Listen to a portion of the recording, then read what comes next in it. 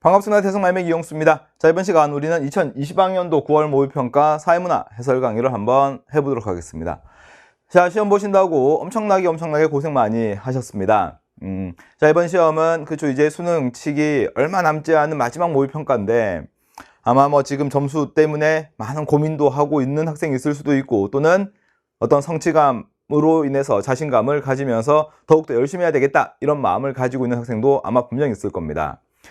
자, 모의평가는 정말 모의평가일 뿐인 겁니다. 자, 모든 과목에서 내가 어떤 부분에 대한 부족함이 있었는지에 대한 반성을 좀 하시고, 그리고 앞으로 계획을 세운 데 있어 가지고 참고 자료로 활용을 하시면 될 것 같습니다. 자, 사회문화는요, 우리 6평보다는 조금 어려웠다라고 저는 개인적으로 좀 생각이 듭니다. 대신에 개념에 대한 문제 자체는요, 쓸데없이 시간을 많이 끌거나 또 새로운 유형의 문제들은 보이지는 않는데, 대신에 자료 분석 문제가 두 문제가 나왔는데 두 문제 자체가 약간 학생들에게 어려움을 주지 않았을까라는 생각이 조금 듭니다. 자, 그래도 자료 분석 자체 문제가 세 문제가 아니고 두 문제 정도 출제가 되었고, 개념 자체가 그렇게 어렵지 않은 상태에서 1등급 컷이 그렇게 많이 내려가지는 않을 거라고 생각이 들고, 자, 47점 정도가 아마 1등급 정도 컷이 되지 않을까. 그렇죠? 조금 더 낮을 수도 있겠지만은 이 정도 문제가 수능에서 나오게 되면 그 정도의 등급 컷이 형성될 거라고 저는 좀 생각을 합니다. 자, 좀 빠르게 모든 문제에 대한 해설을 좀 하긴 하겠지만은 좀 너무 쉬웠던 문제들은 좀 읽어가면서 중요한 부분들만 체크를 하고요. 자, 그리고 우리가 봐야 되는 문제들은 자, 이렇게 칠판에 빔을 좀 쏴가면서 내용을 정리를 좀 하도록 하겠습니다. 자, 1번 문제는 자, 우리가 매년 똑같이 나오는 거죠. 자연현상과 사회문화 현상의 일반적인 특징에 대해서 이야기를 하는 건데, 자, 기역, 니은, 디귿은 전부 다 자연현상이 되는 거죠. 오존은 오존이 이렇게 이야기를 하는 거니까, 대신에 리을은 예상된다라고 이야기를 하는 거는 인간의 판단에 의한 거니까 리을만 사회문화 현상이다. 이것만 찾아내면 되죠. 자, 그리고 나머지 존재법칙은 자연현상이다. 공존하는 거는 사회문화 현상이다. 확실성은 자연현상이다. 자, 그 다음 4번에 경험적 자료 통해서 연구 가능하다 하게 되면 아주 중요한 공통점 중에 하나죠. 그치? 인과관계가 나타난다, 또는 자, 경험적 자료 통해서 연구할 수 있다, 보편성이 있습니다 정도까지는 두 현상의 공통점으로 정리를 해 두시면 좋을 것 같고, 가치 함축적인 거는 사회 문화 현상만 되는 거니까 1번은 좀 쉽게 정답이 나올 것 같습니다.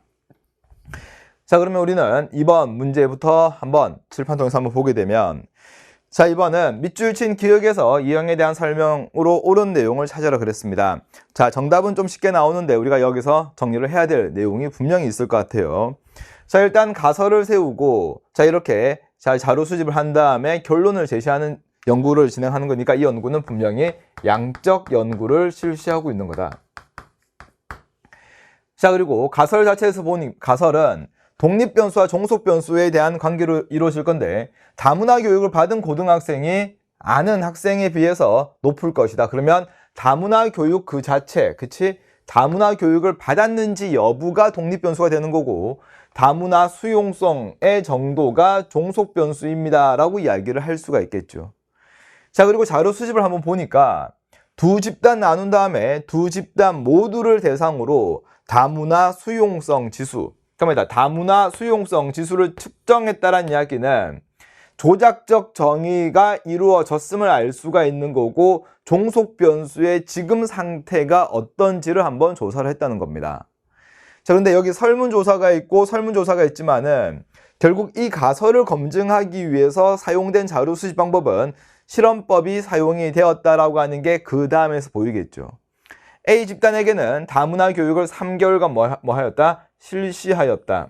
자, 실시했다는 이야기가 결국 처치를 가했다는 이야기고, 조작을 했습니다가 되는 거니까 여기를 바탕으로, 그래, 여기는 바로 실험법이 되는 것이구나. 자, 그리고 A 집단은 독립변수의 처치가 가해진 모습 보니까 A 집단이 실험 집단이 되는 거고, B 집단 자체가 실시를 하지 않은, 처치를 가하지 않은 집단이니까 B 집단이 통제 집단이 되는 것이구나. 자, 이후 A, B 두 집단 모두 대상이죠.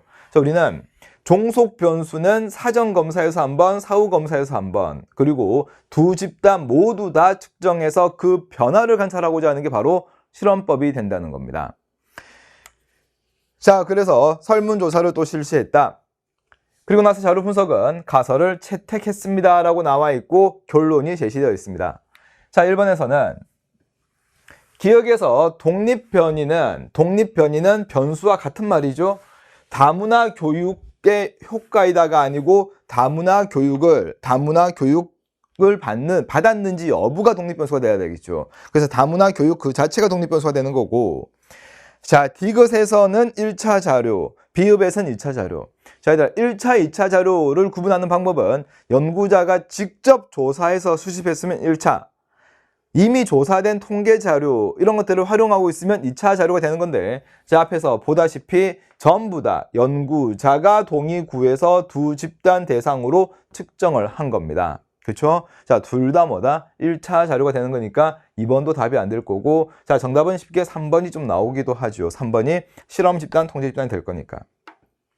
자, 제가 정리를 좀 하자고 했던 거는 4번인데요. 4번은 자, 시옷에 따르게 되면 미음은 리을과 달리 다문화 수용성이 낮아졌다라고 나와 있는데, 자, 미음은 뭐냐면 통제 집단이에요. 근데 가설이 채택됐다 그랬잖아.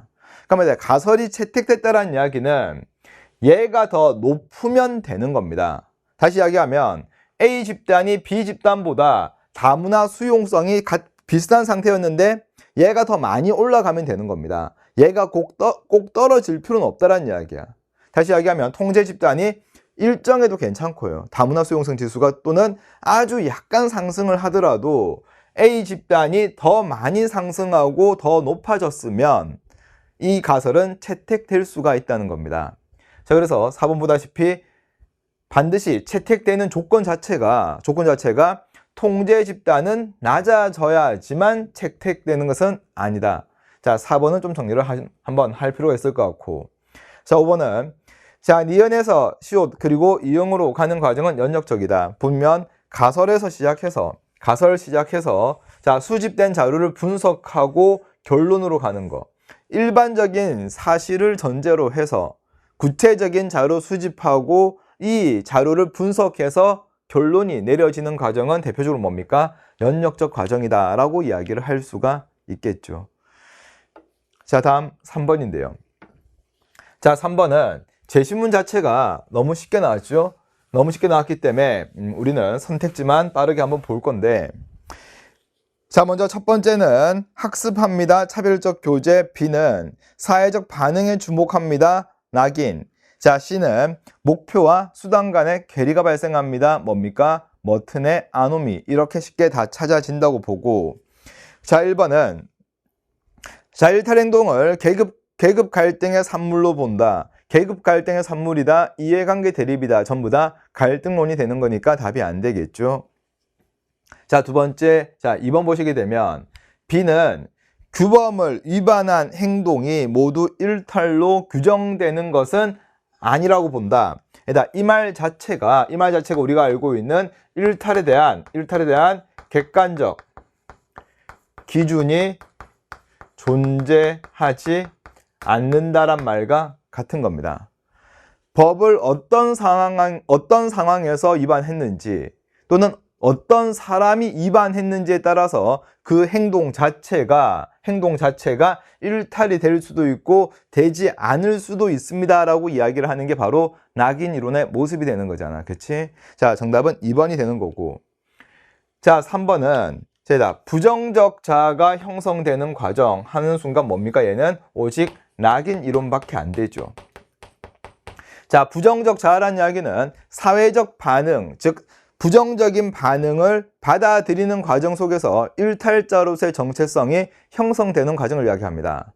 자, 부정적 자아는 차별적 교제하고도 관계가 없다. 오직 낙인만 된다.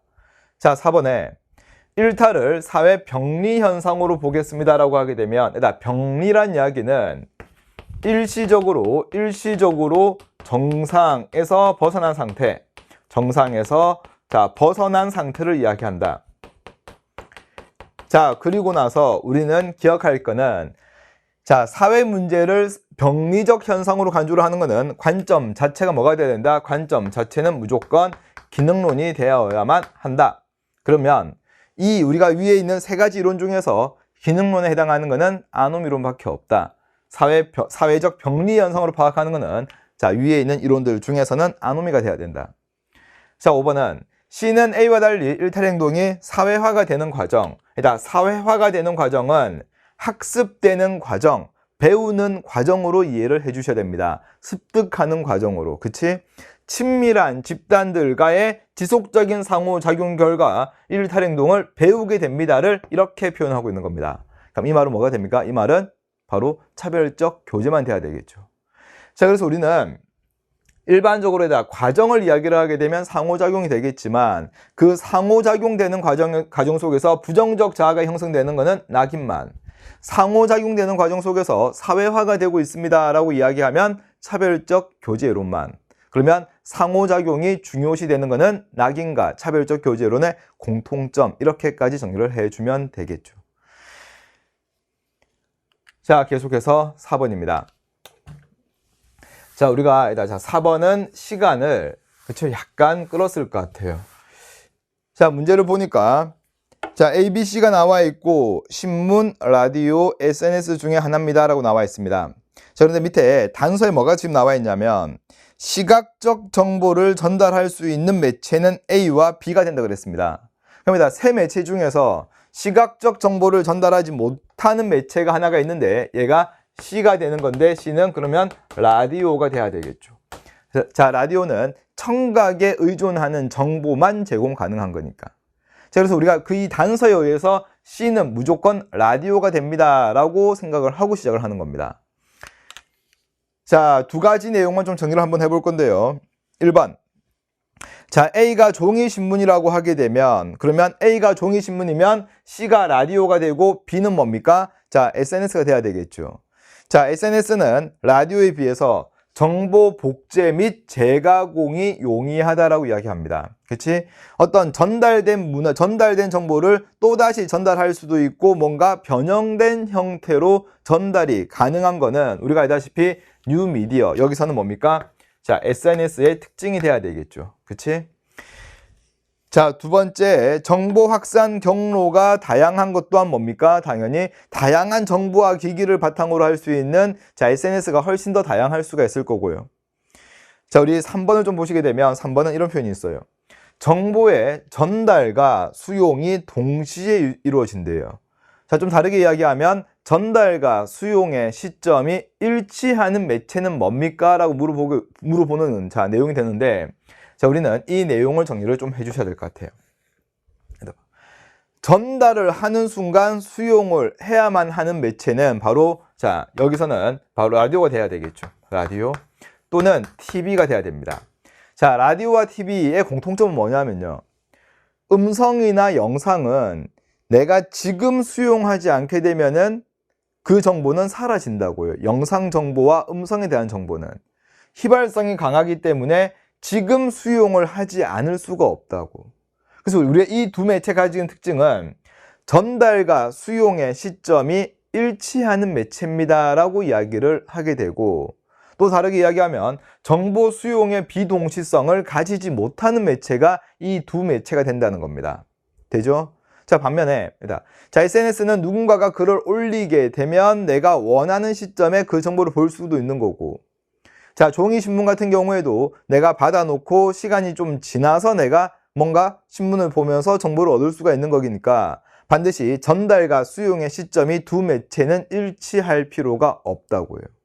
자, 그래서 우리는 전달과 수용의 시점이 일치합니다 라고 하게 되면 라디오와 TV, 여기서는 라디오가 돼야 되겠죠. 자, 쌍방향적 정보 전달이 가능합니다 라고 하게 되면 자, SNS만의 특징이 돼야 될 거고 생산자와 소비자 간의 경계가 뚜렷하다라고 이야기를 하게 되면 자, 이 매체는 뭡니까? 니은이 된다는 이야기는 결국 A가 종이 신문이 된다는 거고요. 자, 그러면 C는 A와 달리 복합감각, C 자체는 뭡니까? 라디오가 되는 거니까 정답 5번 될 수가 없겠죠.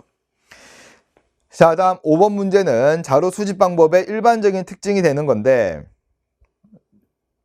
자, 1번 보시게 되면 문맹자에게 사용하기 유리하다. 문맹자는 글을 읽지 못하는 사람이 될 거니까 질문지법에서는 사용하기가 거의 불가능할 거고요.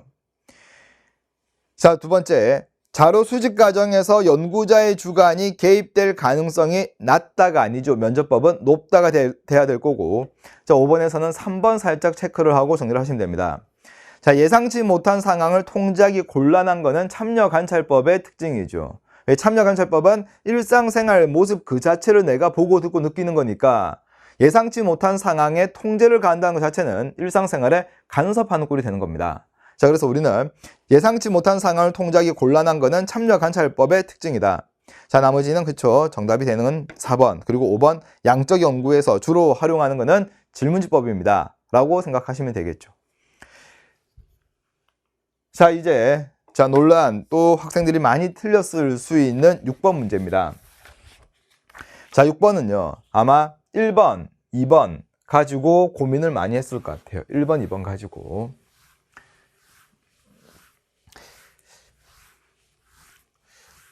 자, 그렇죠. 제시문, 중간중간에 좀, 부족한, 필요 없는 부분은 좀 떼내고, 이런 부분들만 한번 넣어봤는데, 1번은, 기업과 리얼은 모두 갑의 성취지입니다. 라고 나와 있습니다. 그쵸? 갑의 성취지란 이야기는 갑이 획득한 지위가 맞습니까?를 묻고 있는 거고, 자, 그러면, 영화 배우인 갑은 이렇게 나왔으니까, 영화 배우 자체는 뭡니까? 기억은 맞죠. 자, 그런데, 리얼을 좀 보시게 되면요. 배역이 나오는데 배역 자체는 일종의 어떤 배우에게 주어진 역할 같은 것들을 배역이라고 이야기합니다. 그래서 우리는 배역 자체가 지위가 될 수가 없거든요. 근데 선생님 그걸 어떻게 합니까? 왜 배역 국어사전 찾아봐야 됩니까? 시험에 안 나왔습니다. 그런데 이건 제시문에 힌트가 있어요. 여기 봐봐. 지나친 몰입으로 이렇게 나왔죠. 저는 강사가 제 지위입니다. 그치? 그러면 얘를 만약에 지위라고 생각하게 되면 강사에 대한 지나친 몰입. 이게 말이 안 되지 않나? 강사의 역할은 수업하는 거잖아. 근데 수업하는 것에 대해서 지나치게 몰입하고 있습니다. 이게 말이 되는 거잖아. 그러니까 어떤 행동을 하면서 가지고 주어진 역할에 몰입을 하고 있는 거지 지위에 몰입을 하고 있는 것은 아니란 이야기예요. 그래서 우리는 뒤의 내용을 바탕으로 보더라도 기억은 성취지위라고 이야기할 수 없다. 그렇죠? 지위에 대한 몰입이다. 이거 말이 안 된다고요. 강사에 대해서 몰입하겠다가 아니고 수업을 하는 것에 대해서 지나치게 몰입하다 보니까 얼굴에 인상도 쓰게 되고 어떤 모습이 나타난다. 이렇게 되는 거잖아요. 그렇죠? 그래서 우리는 배역은 지위가 될 수가 없다. 자, 그리고 또 2번은 니어는 기억으로서의 갑의 역할 행동입니다. 라고 물어봤습니다. 근데 이제 친구들이 이야기한 그거예요. 직접 사냥한 고기만으로 식사를 하기가 나왔는데 이게 영화배우 역할입니까? 라고 물어봐요. 영화배우 역할 자체라고 보기는 어렵겠지만 우리는 2번 선지를 잘 보게 되면 영화배우로서의 갑의 역할 행동입니다. 라고 나와 있다고요. 그럽니다. 영화배우 역할은 그치? 뭔가 배역을 소화하는 것 또는 어떤 준비하는 것, 대본을 암기하는 것 이런 것들이 정말 역할이 되겠죠. 근데 이런 역할을 수행하는 모습은 그 각각의 개인마다 다르게 나온다고요. 강의하는 것은 역할이에요. 하지만 강의를 어떤 사람은 이렇게 수업을 했다, 또 누구는 저렇게 수업을 하였다라고 하는 것은 그 강사만의 특징으로 나오게 되는 게 역할 행동이 된다는 겁니다. 그럼 여기서는 이 자체가 영화 배우의 역할 행동입니까? 라고 물어본 게 아니고 영화 배우인 갑이 주어진 역할을 이렇게 수행을 한 거 맞습니까? 라고 물어봤으니까 2번이 틀린 내용이 안 된다는 겁니다. 핵심 자체는 갑의 역할 행동이라는 이야기예요. 갑의. 아시겠죠? 영화 배우의 역할 행동입니까? 라고 묻고 있는 게 아니고 영화 배우로서의 갑이 수행한 모습이 맞습니까? 라고 물어봤으니까 2번이 됐는데 아무 문제가 없다는 겁니다. 자, 그리고 3번은 역할에 대한 제재는 말이 안 되죠. 역할 행동에 대한 제재. 자, 그리고 4번은 정체성 혼란을 겪고 있는 것 자체는 역할 갈등과 무관한 사례가 될 거고 5번에 공식적 사회기관은 사회화 자체가 목적이다. 자, 여기서는 영화 제작사는 공식적 사회기관이 될 수가 없죠. 자, 6번은 1번, 2번 중에서 고민 많이 하셨겠지만 보다시피 제시문 전체 내용까지도 볼 필요 없이 그 문장은 좀 보셔야 됩니다. 그래서 제가 항상 수업할 때 그러거든요. 역할 행동은 밑줄만 보는 게 아니고 그 밑줄 안에서 해석이 되는 과정 속에서 뭐뭐 하였다, 했었다, 하고 있다 이렇게 해석되면 역할 행동이고 뭐뭐 해야 하는 것, 주어진 상태로만 나오게 되면 역할이 된다 라고 이야기를 하라 그랬거든요. 사냥을 해서 고기만으로 식사를 했다라고 해석되는 거니까 갑의 역할 행동입니다 라고 봐도 아무 문제가 없다는 겁니다. 자, 그리고 7번은 3점짜리 문제이긴 한데 자, 뭐 사회보험, 공공부조 특별한 문제는 좀 없었죠. 자, 1번은 소득인정액이 기준액 이하다라고 하는 거 보는 순간 1번은 공공부조. 자, 2번은 자, 바우처 지원액을 사용해서 식사 도움이라든가 청소, 세탁 등에 대한 방문 돌봄 받을 수 있습니다. 금전이 아닌 다양한 다른 형태 복지가 이루어진다. 사회 서비스. 자, 그리고 3번 사례는 고령이나 노인성 질병 등으로 인해서 일상생활을 수행하기 어렵다. 아파서 편찮은 시기 때문에 일상생활 수행하기 어렵다.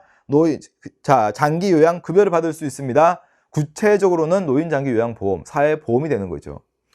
자, 그래서 사전 예방적 성격은 사회보험이 되는 거니까 공공부조와 관계가 없고 소득 재분배 효과가 가장 크게 나오는 것은 공공부조다. 니은은 맞겠네요.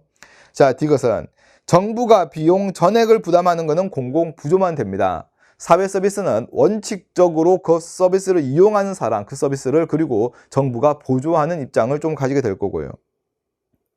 자, 그리고 다는 사회보험이 되는 거니까 사회보험은 또 뭐 개인, 기업이 비용을 부담하잖아요. 그렇죠? 자, 그러니까 정부가 전액 비용 부담한다가 디귿은 답이 될 수가 없고. 자, 5번은 다는 나와 달리, 즉 사회보험은 사회 서비스와 달리 금전적 지원 원칙으로 한다. 정답은 4번 되는데 문제가 없을 겁니다. 자, 계속해서 8번 문제인데요. 8번. 자, 집단과 조직 문제도 생각한 것보다는 쉽게 나온 것 같아요. 자, 먼저 결합 의지에 따라서 분류하겠습니다. 자, 그리고 접촉 방식에 따라서 분류하겠습니다. 그러면 결합 의지에 따라서는 공동사회, 이익사회, 접촉 방식에 따라서는 1차 집단, 2차 집단. 자, 근데 모든 C는 B에 해당하고 D에서 인간관계는 전인격적이다. 일단 전인격적이라는 이야기는 부분적 관계가 아닌 포괄적 관계가 형성이 됩니다 라고 이야기를 할 수가 있는 거고 D는 그래서 1차 집단이 됩니다. 그러면 C는 당연히 2차 집단이 되겠죠. 자, 그러면 또 보니까 모든 C는 B에 해당한답니다. 그쵸? 2차 집단은 간접적이고 일반적으로 가업을 지향하고자 하는 회사가 좀 되는 게 일반적이니까 B는 이익사회가 되는 게 맞겠죠. 그러면 A는 공동사회입니다. 까지도 나오겠네, 이렇게. 자, E는 목표가 명확하고 구조화된 상호작용이 이루어지는 사회조직이다. 자, F는 이를 전제로만 존재합니다. 그러니까 목표가 명확하다라는 이야기 자체는 침묵을 이야기하기보다는 과업을 이야기를 하는 거고요. 자, 그래서 우리는 자, F는 공식 조직이 되는 거고요. 자, 또 뒤에 힌트는 여기잖아. F는 E를 전제로 한다라는 이야기는 결국 그쵸? 자, E가 공식 조직이고 F가 비공식 조직입니다. 이렇게까지 정리가 되겠죠. 그치? 자, 3번부터 한번 보죠. 자, 뭐 1번에 나와 있는 A에서는 형식적, 수단적 인간관계, 형식적, 수단적 인간관계는 공동사회의 특징이 될 수가 없겠죠.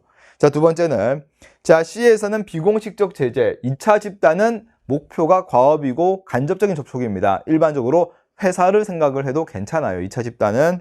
자, 3번부터 한번 봅니다. B에 해당하는 모든 사회 집단은 이익사회에 해당하는 모든 사회 집단은 E에도 해당한다. 뭔가 바뀌었죠.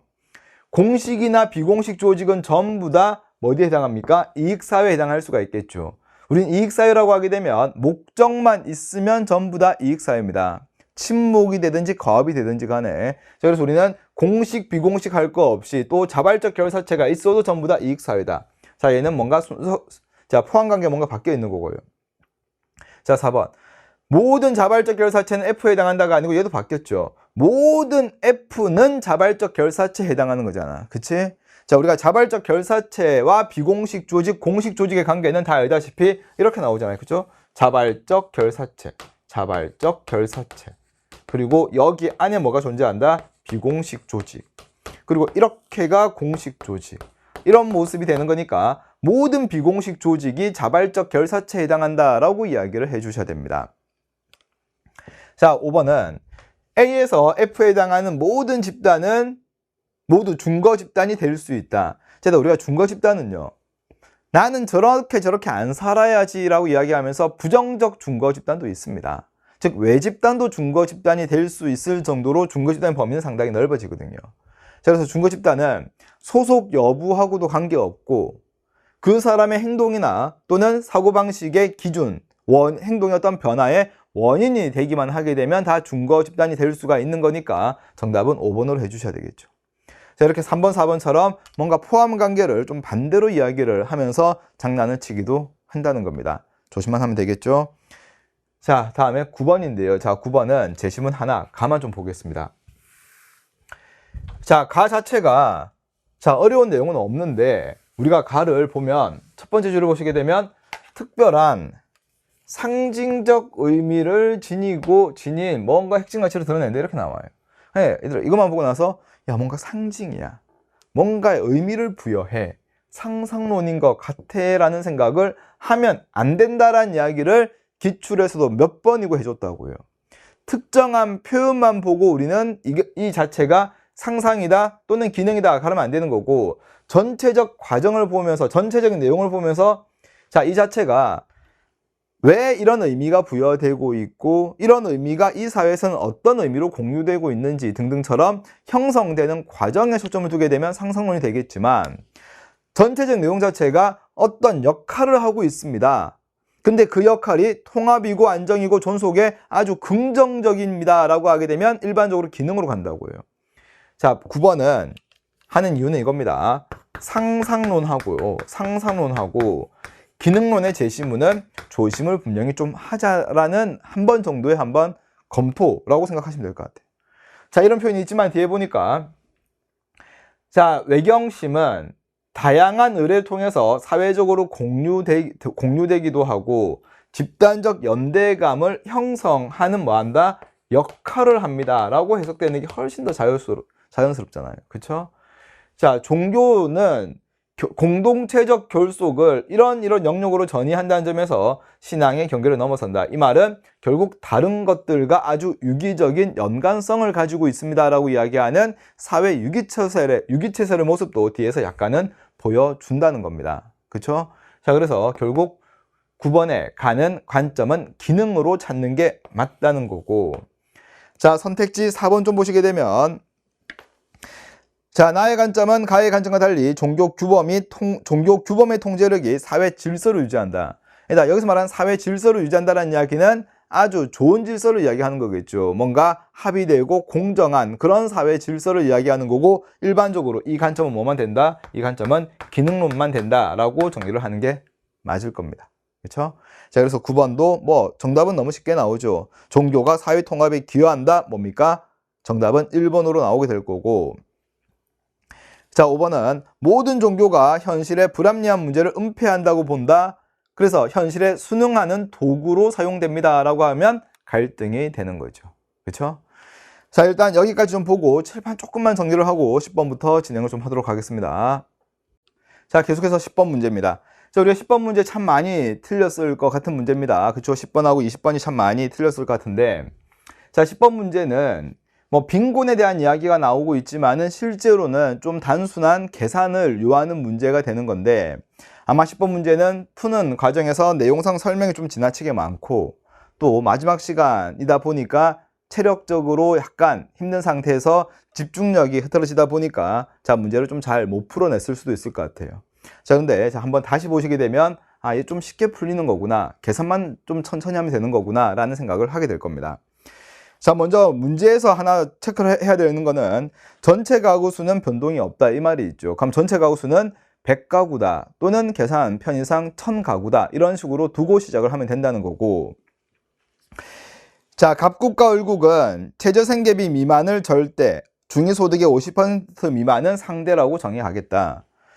자, 그리고 갑국은 절대적 빈곤 가구의 최저생계, 자, 생계비를 지원해 주겠습니다. 즉 갑국은요, 최저생계비 미만의 가구에게 생계비를 지원하겠다는 뜻이고, 을국은 중위소득의 2분의 1, 50%에 미달하는 가구에게 교육비를 지원하겠습니다 라고 나와 있습니다. 자, 그런데 첫 번째 힌트가 이제 여기서도 보이는데 2016년에 을국의 최저생계비는 중위소득의 50%였습니다 라고 이야기를 해주고 있잖아.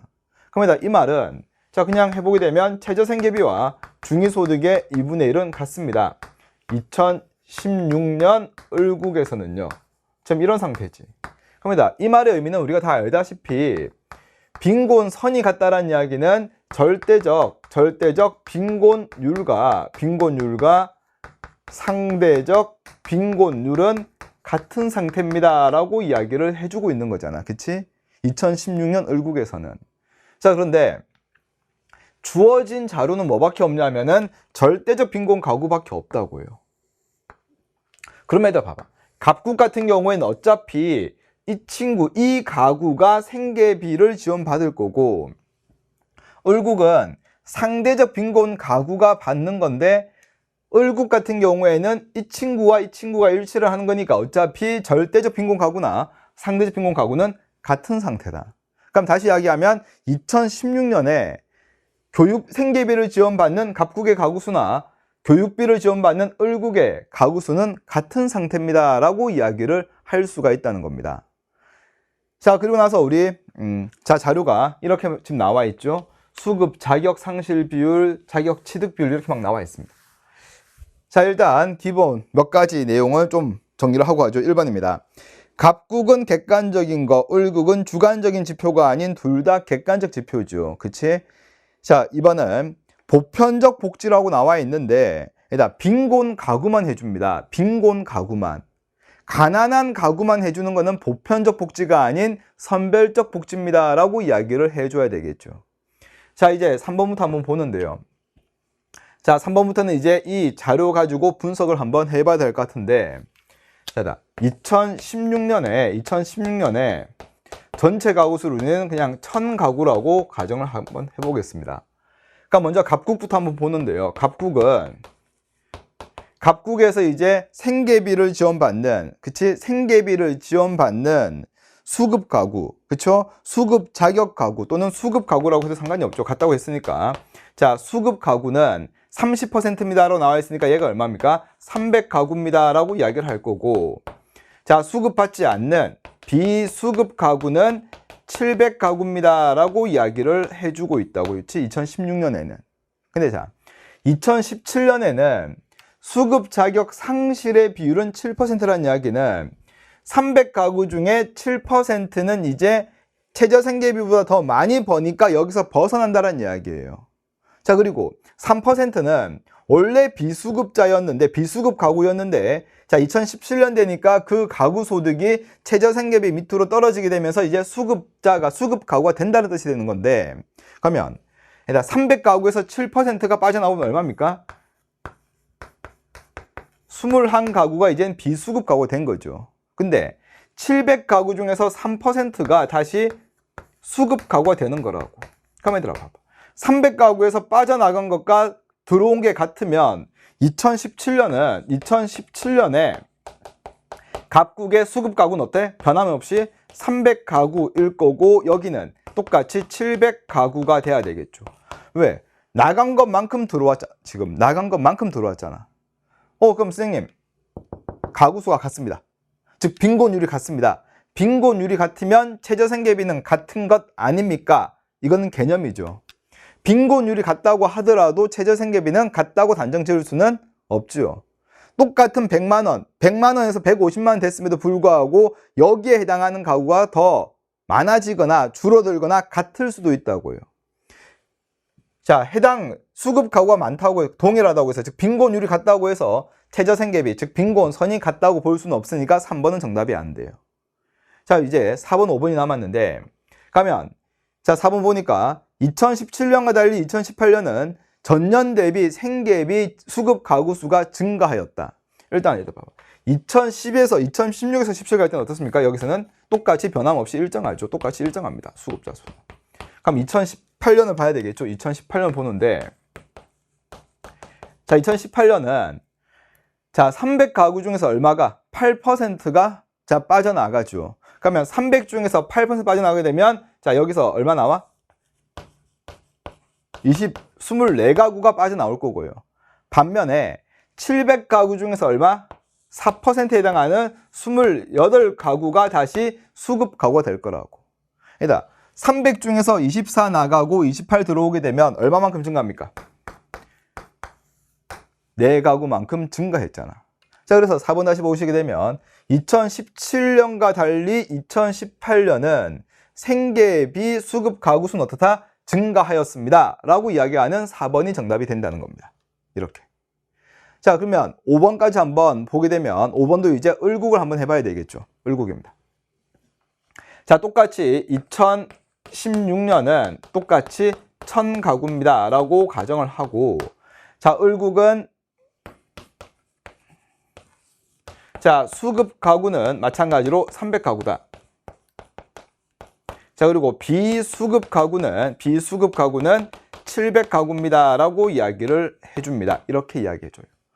자, 그리고 똑같이 2017년과 2018년 지금 어떤 모습이냐면 300가구 중에서 10%가 벗어나고요. 그리고 700가구 중에서 5%가 다시 자격을 가지게 된다고요. 그럽니다. 일단 계산 한번 해보게 되면 10%가 나가게 되면 30가구가 나가게 되는 거고요. 5%가 들어오게 되면 35가구, 35가구가 이렇게 들어오게 되는 거라고 지금. 그치? 그러면 얘들아, 결국에 2016에서 2017 올 때 수급 가구가 증가한 건 얼마입니까? 아이고, 그렇죠? 더하기 5만큼, 더하기 5가구만큼 증가를 했습니다라고 이야기를 해주고 있다고. 그럼 일단 5번이 답이 안 되는 거는 2017년과 달리 2018년에 전년 대비 증가했다는 이야기는 2017년 올 때는 증가하면 안 된다는 뜻이거든요. 근데 2017년 올 때도 증가를 했기 때문에 일단 답은 안 돼요. 기본적으로. 자, 그리고 2018년도 한번 보게 되면 2018년은 봐봐. 일단 300 중에서 이제 여기는 얼마? 그러면 305가 되는 거고요. 305가구. 그러니까 여기는 5가구 빠지는 거니까 695가구가 되는 거라고. 그러면 똑같이 여기에서 10%가 빠지고 여기에서 5%가 다시 들어와요. 그럼 지금 우리 더 이상 계산하지 말고요.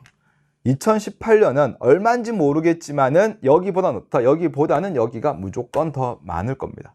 더 이상 계산을 하지 말자고요. 그래서 2018년도 증가했고 2017년도 증가했으니까 5번은 일단 답이 안 돼요. 쌤, 얘가 왜 이렇게 증가합니까? 왜 증가합니까? 계산 왜 안 해도 됩니까? 만약에 예를 든 겁니다. 100가구가 있고 200가구가 있어요.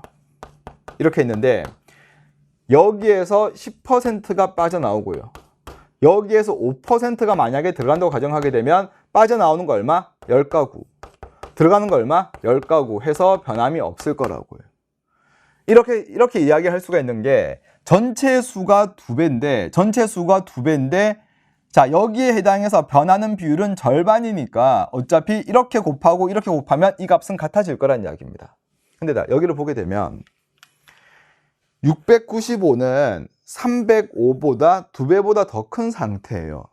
2배보다 더 큰 상태인데 이렇게 변하는 건 얼마냐면 5%고요. 이렇게 변하는 거는 10%라고요, 지금. 그치?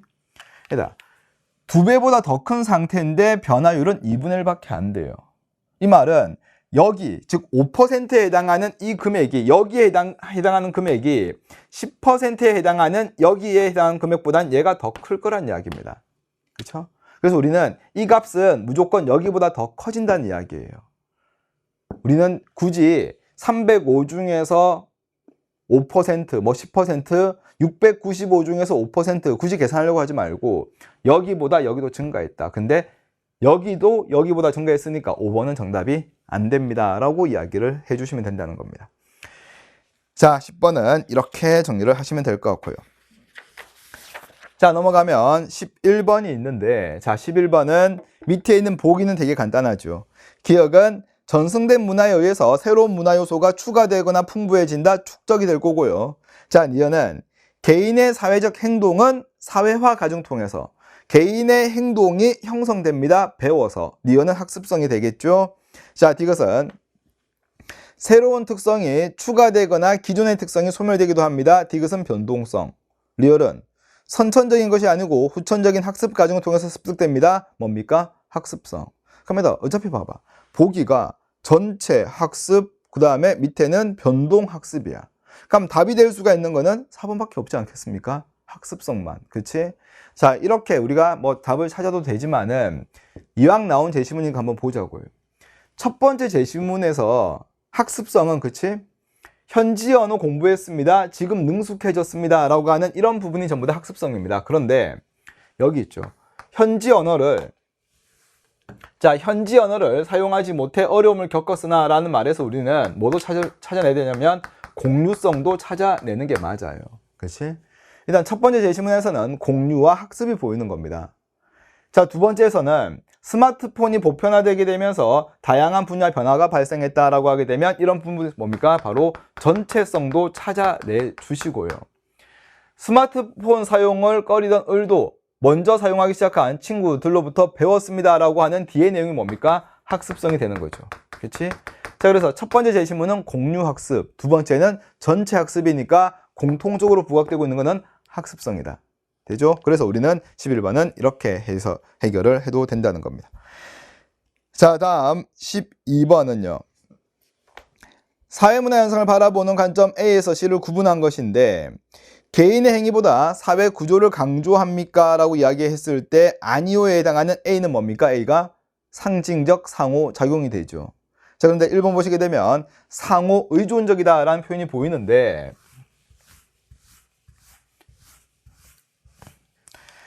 자, 12번에, 자, 1번에, 상호 의존적이라는 이야기는 당연히 기능에서 쓰는 거죠.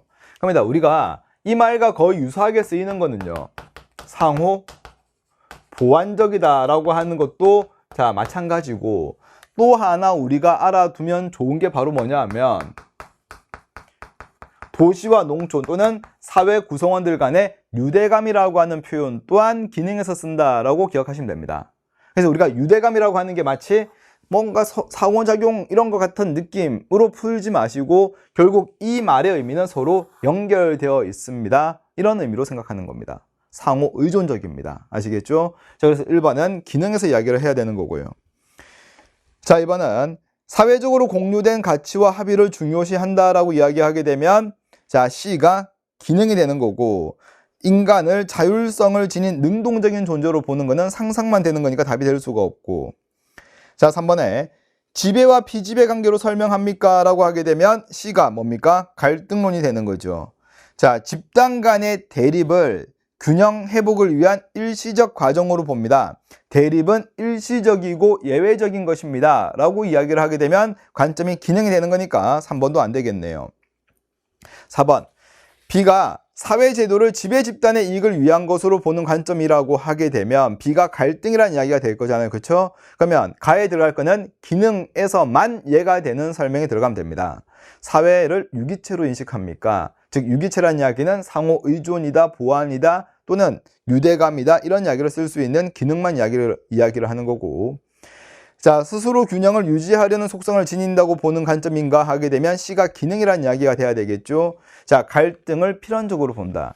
일단 우리가 대립과 갈등은 필연적입니다. 불가피합니다. 갈등이고 기능에서는 대립과 갈등 발생 가능성은 인정하지만 대립과 갈등은 예외적입니다. 일시적입니다. 라고 이야기를 해줘야 되겠죠. 자, 12번도 3점이긴 했지만 그렇게 어려운 문제는 아니었던 겁니다.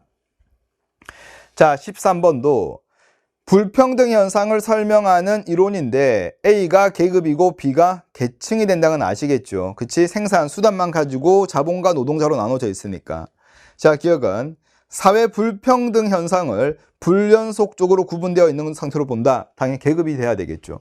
자, 13번의 기억은 우리 좀 표현을 알아둡니다. 자, 우리 보다시피 사회 불평등 현상을 불연속적이다. 또는 이분법적이다. 자, 또는 뭐 양극화되어 있다. 양극화되는 개념이다. 이런 표현은 전부 다 계급 이론에서만 쓰는 겁니다. 그쵸? 자, 니은은 경제적 요소를 사회 불평등 요인으로 본다. 일단 니은은 참 많이 나왔던 거죠. 경제적인 요소가 불평등의 원인 됩니다 라고 하게 되면 계급과 계층의 공통점이고, 반면에 계급 이론은 단 하나의 경제적 요소만 불평등의 원인 됩니다 라고 이야기를 하면 계급이 돼야 되겠죠. 하지만 니은은 공통점이 된다. 자, 이것은 지위불일치 현상을 설명하기에 적절한 사례입니다 라고 했을 때, 지위불일치는 어떤 재산적인, 즉 경제적인 거, 사회적인 거, 권력, 정치적인 면에서 일치하지 않는 모습을 이야기를 하는 내용을 찾아주면 될 것 같고, 자, 그리고 리얼은 갑과 병은 계급의식을 공유하고, 계급의식은 동일한 계급이 가지고 있는 강력한 소속감을 이야기합니다.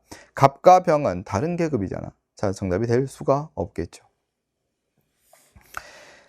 자, 다음 14번도 자, 문화에 대한 내용인데, 자, 1번 보시게 되면 자, 언어와 속어, 그리고 이것에 기술이 나와 있는데, 기술은 대표적인 물질 문화가 된다. 자, 그리고 자, 2번 니은의 문화는 미음의 문화와 달리 좁은 의미에 사용된다 했는데, 청소년의 언어 문화 또한 뭡니까? 넓은 의미의 문화가 돼야 되겠죠. 그치? 청소년 언어와 관련된 어떤 모든 것들을 이야기할 때 우리는 청소년 언어 문화라고 이야기를 하거든요. 자, 다음에 자, 리을이 강화되게 되면 미음은 기존 주류 문화에 동화된다 그랬는데, 또래만의 문화적 특징이 강화되게 되면 그들만의 특색이 더 강화되는 거죠. 주류 문화에 흡수되는 모습은 아닐 거고요. 자, 4번은 자, 기성세대가 만들어 놓은 문화적 환경에 거부하겠습니다라고 하는 거니까 반문화 성격이 부각되고 있습니다. 뭐 4번 될 거고. 자, 5번은 하의 문화가 전체 문화로 대체되고 있습니다. 이런 말을 이야기하진 않죠. 그치? 특히 가에서는. 자, 그래서 14번은 어렵지 않게 4번 이런 이야기를 할 수가 있을 겁니다. 자, 다음에 이제 15번인데요. 15번.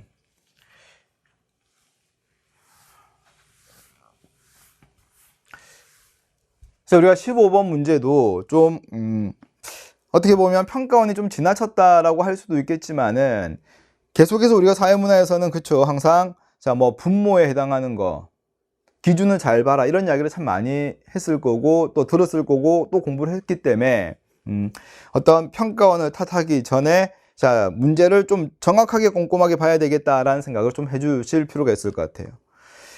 자, 일단 밑에 보시게 되면 A 모둠은 2개, C는 1개 자료가 가설 검증에 적합하지 않습니다 라고 나와 있습니다. 자, 먼저 A는 이런 거잖아. 도시지역은 농촌지역보다 고등학교 졸업생의 대학 진학률이 높을 것입니다 라고 나와 있고, 먼저 조사한 자료가 뭐냐면 농촌과 도시지역의 고등학교 졸업생 수를 조사했습니다. 그치? 그리고 나서 뭘 조사해야 돼? 대학 진학자 수를 조사해야 될 건데, 얘들아, 지금 농촌 지역에 거주 중인 대학생 수, 도시에 거주하고 있는 대학생 수를 조사했대요.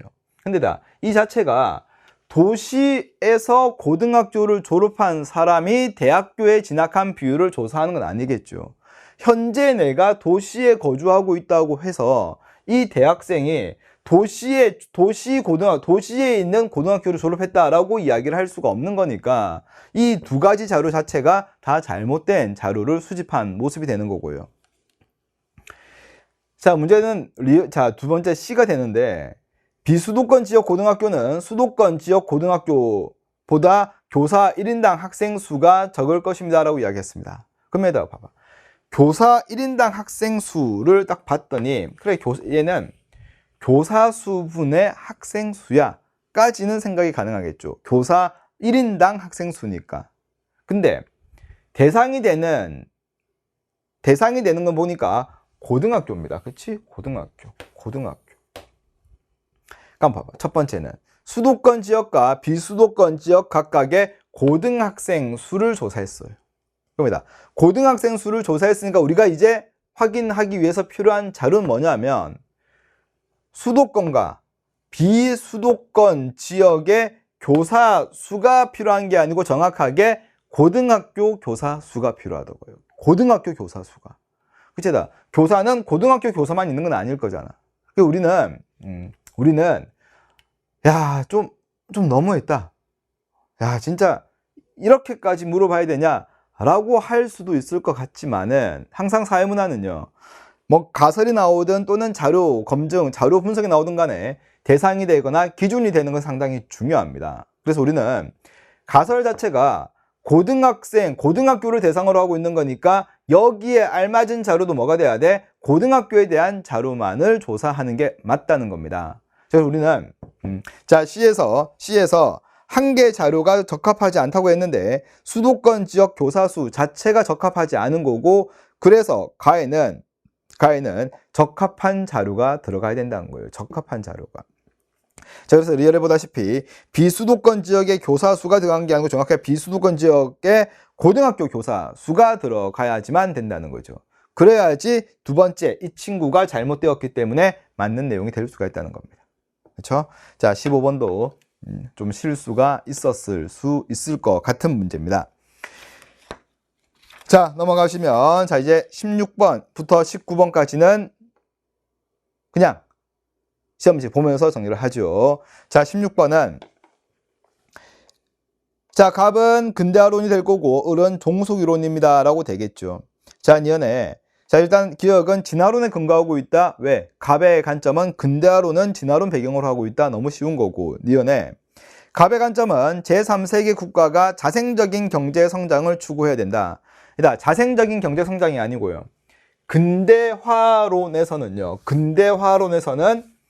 서구 사회를, 자, 16번입니까? 근대화론에 따르게 되면 서구 사회를 모방하세요라고 방법을 제시해 줍니다. 너네 전통 버리고 우리가 왔던 그 길만 모방하세요라는 이야기는 너네들은 주체적인 발전할 수가 없어라고 이야기를 하는 게 근대화론인 거야. 자, 그래서 보다시피 자생적인 경제 성장을 추구하는 건 뭡니까? 종속이론이 돼야 될 거고. 자, 이것에 제3세계 국가의 저발전 상태. 일단 근대화론의 가장 큰 문제점은요, 따라 했음에도 불구하고 낮은 상태에 머물러 있는 뭐를 설명하지 못한다? 저발전 상태를 설명하지 못하는 게 근대화론이다. 그럼 근대화론은 따라하지 않아서 발전하지 못했으니까 후진국의 상태는 저발전이 아닌 미발전으로 보겠다. 저발전은 종속이론에서 이야기를 하는 거니까 디귿이 맞고. 자, 리얼에 전통성과 근대성의 양립이 불가능하다고 보는 거는 근대화론만의 특징이죠. 종속이론 같은 경우에는요, 전통이 필요하면 가지고 가는 거고 필요 없으면 버리자는 생각이지 전통 때문에 근대화가 되지 못한다 라는 이야기를 하는 것은 아닙니다. 정답은 이렇게 처리하면 될 것 같고요. 자, 17번도 이제 그쵸, 발견, 발명 이런 이야기를 하는 건데요. 자, 먼저 가를 보니까 자연에서 강물을 발견했다가 되는 거고요. 금속 그릇을 발명했다가 되는 거죠. 자, 그리고 을국에 직접 전파된 거고 아이디어 얻어서 자극 전파되었습니다 라고 이야기를 하는 거고. 자, 위에 보시게 되면 B와 D를 통해 기존에 없었던 문화 요소가 창조된다라고 이야기를 하고, B와 C는 접촉입니다. 그러면 B와 C가 외재적 변동에 해당하는 거니까 자, B, C 중에서 즉 B에 해당할 수가 있는 게 뭡니까? 바로 직접 전파입니다 라고, 자, 자극 전파입니다 라고 이야기를 하면 되겠죠. 창조되는 거니까. 자, 그러면 C가 직접 전파가 된다라는 이야기가 되어야 될 거고, 그럼 D는 발명이고 A가 발견입니다. 그렇죠? 이렇게 문제를 풀면 될 것 같고요. 자, 18번은 자, 그림이 나와 있는데 사회 변동 속도가 A가 가장 빠르고 그 다음은 B고 C가 되죠. 그럼 A가 정보사회, B가 산업사회, C가 농업사회입니다. 그렇죠? 이렇게 이루어져야 되겠죠? 이렇게 이루어져야 될 거고, 자, 가 같은 경우에는 가는 농업사회가 가장 높은 거, 자, 그 다음은 산업사회, 자, 그리고 정보사회. 그래서 농업, 산업, 정보의 순을 찾는 거니까, 그리고 나 같은 경우에는 산업, 정보, 농업사회를 찾는 거니까 정답을 찾아내면 되겠죠. 자, 4번에 자, 의사결정의 분권화 정도라고 하게 되면 탈관료제입니다. 그렇죠? 그러면 정보, 산업, 농업의 순이 돼야 될 거고, 사회 다원화 정도도 정보, 산업, 농업이 돼야 되겠죠? 면대면 접촉의 비중은 농업, 산업, 정보가 되면 될 거고. 자, 이렇게 해결하시면 될 것 같고. 자, 19번. 개인과 사회관계 실제 명목입니다. 자, 내용을 읽어보니까 집합적인 감정을 발생시킵니다. 사람들은 일체감과 소속감을 가집니다. 사회 실제론을 이야기하고 있네요. 그쵸? 자, 그리고 나머지는 기억은 능동성이 우선된다. 명목. 사회규범은 개인이 옳다고 믿기에 존재한다. 명목이 돼야 되겠죠. 사회규범의 강제성이나 구속성을 이야기를 하면 실제론이 되겠지만은, 자, 이것은 사회 속에서만 의미를 갖습니다. 뭡니까? 실제. 개인적 요인보다는 사회적 요인, 그래서 의식보다는 제도적인 측면을 더 강조합니다. 사회, 실제. 19번은 5번 충분히 가능할 겁니다. 자, 이제 마지막 20번 문제가 되는데요. 20번 문제가 되는데, 자, 우리가 20번은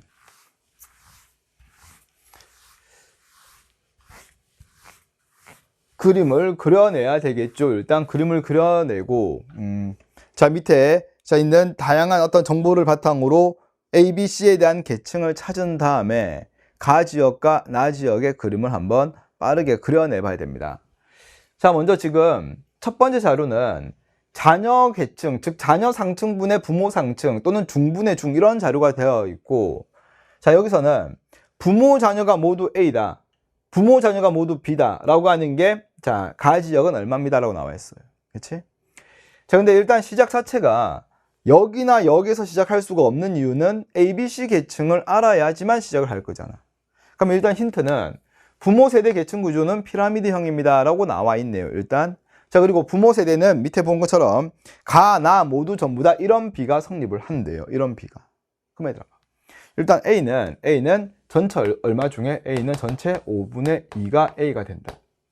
자, 그리고 B는 전체 10분의 1만큼이 B가 되겠죠. 그럼 일단 C는 얼마가 돼야 돼? C는 일단 얘는 10분의 4지요. 그러면 C는 얼마? 10분의 5가 돼야지 되겠지. 그래야지 B가 1이고 곱해서 나오는 비율의 합은 100이 나올 거니까. 그런데다 부모 세대는 피라미드형이래. 한 피라미드형은 그죠? 그림 이렇게 그리고 할 거잖아. 상층의 비율이 가장 높고 하층의 비율이 높아야 된다. 얘는 얼마? 5. 여기는 1. 여기는 자 10분의 4가 되는 거니까 결국 B가 뭐다? 상이다. 얘가 중이고 얘가 하가 되고요. A, B, C부터 이렇게 찾아내야 된다고요. 그래서 일단 찾았으면 적어 이렇게 적습니다. 중, 상, 하 이렇게 적고, 자, 그리고 나서 일단 얘를 이용하기 전에 이 친구를 이용해야 되겠죠. 이 친구를. 그럼 일단 부모의 계층은 1대 4대 5입니다. 그렇죠? 부모는 1대 4대 5의 피라미드 형태입니다 라고 정리가 되면, 자, 먼저 가 지역입니다.